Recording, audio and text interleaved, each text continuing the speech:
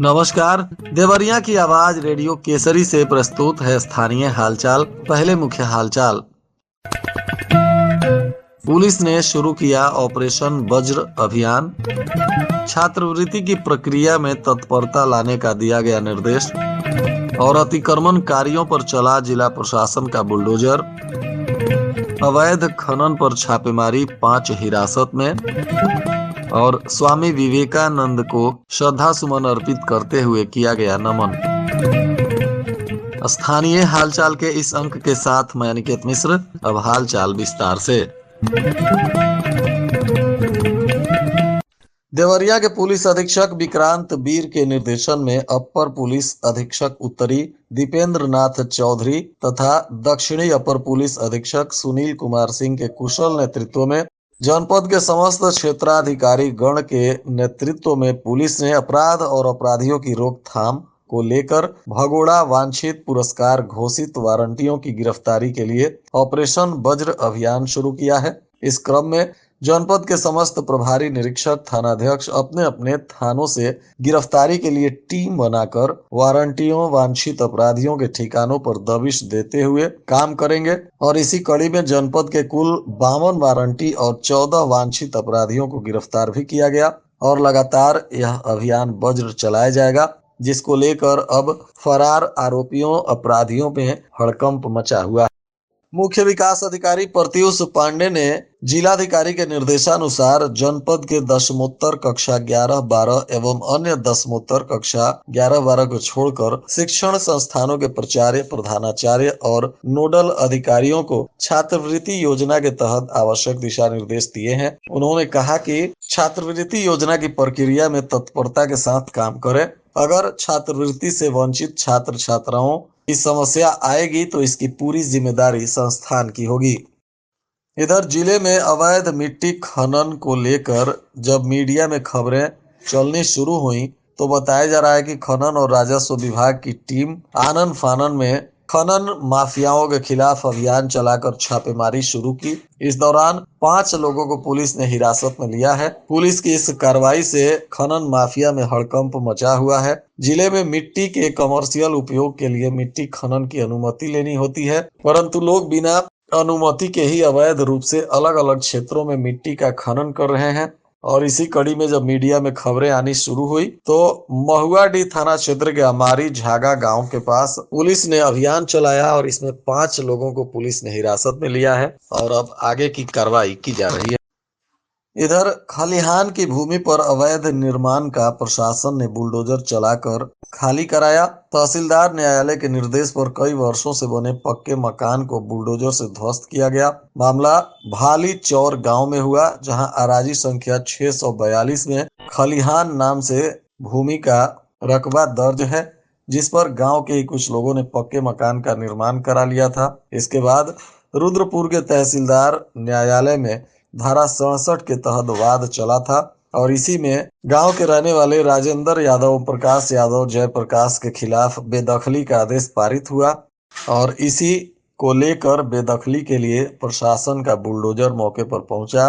भारी संख्या में पुलिस बल के साथ अवैध निर्माण पर बुलडोजर चला दिया गया।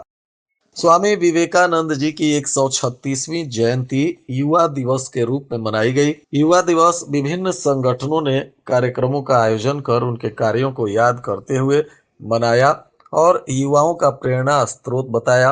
विधान परिषद सदस्य ध्रुव कुमार त्रिपाठी ने तरकुलवा विकास खंड के मुसहरी में आयोजित कार्यक्रम में कहा कि स्वामी विवेकानंद युवाओं को सदैव आध्यात्मिक बल के साथ शारीरिक बल में वृद्धि के लिए प्रेरित करते थे। शहर के रामलीला मैदान स्थित चित्रगुप्त मंदिर में आयोजित कार्यक्रम में सदर विधायक डॉक्टर शलभमणि त्रिपाठी, वाराणसी कैंट के विधायक सौरभ श्रीवास्तव, नगर पालिका अध्यक्ष अलका सिंह ने उनके विचारों पर प्रकाश डाला तथा युवाओं से प्रेरणा लेने की अपील की। इधर शहर के भीखमपुर रोड स्थित रिलायंस स्मार्ट पॉइंट के स्टोर मैनेजर ने ही 2,10,000 रुपए का सामान गायब कर दिया। इस मामले में कंपनी के मार्केटिंग मैनेजर ने कोतवाली में मुकदमा दर्ज कराया है, जिसके बाद अब पुलिस जांच कर रही है। बताया जा रहा है कि गोरखपुर के रहने वाले सुमित शुक्ला रिलायंस रिटेल लिमिटेड में मार्केटिंग मैनेजर के पद पर तैनात है। उन्होंने ही कोतवाली पुलिस से शिकायत की है। उनका आरोप है कि रिलायंस स्मार्ट पॉइंट के स्टोर से मैनेजर के पद पर तैनात ऋषिकेश तिवारी ने सामान गायब कर दिया है, जिसकी कीमत 2,10,000 रुपए है। यह मामला ऑडिट में पकड़ा गया है। अब पुलिस मामले की तफ्तीश में जुटी हुई है।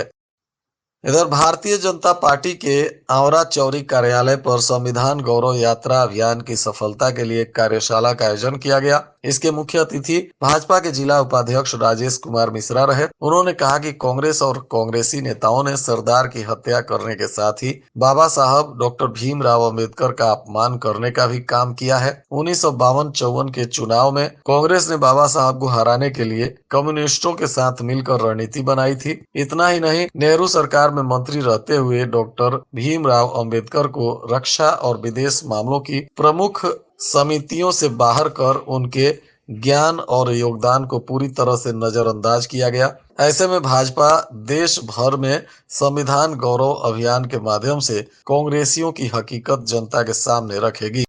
अब शादी के कार्ड से घर में तुलसी का पौधा उगेगा। कपास के कागज से बने शादी कार्ड में तुलसी का बीज है।